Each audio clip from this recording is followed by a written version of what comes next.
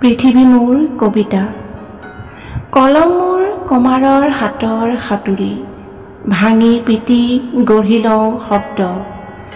খেতিয়কৰ ফাল যেন চোকা শিৰলোত সোণৰ সীতা, মিস্ত্ৰীৰ কৰত যেন ৰোহ কঠিন কাঠৰ আঁহফালি টানি আনো অভিজ্ঞতাৰ তেজ লগা শব্দ। চাওতাল মৰদৰ ধনুৰ কাঁড় যেন লক্ষ্যভেদী একো একোটা শব্দ মোৰ ৰক্ত মাংস ইচ্ছাত তীব্ৰ হৈ উঠে। সিহঁতৰ কোনোটো পৰ্বতৰ দৰে উদ্ধত, কোনোটো নদীৰ দৰে নত, আৰু কোনোটো বা হ্ৰদৰ দৰে গম্ভীৰ। কাৰো কথাত উঠা বহা নকৰে নদ নদী পৰ্বত চিত্ৰিত বিপুল মহাদেশৰ মই কবি।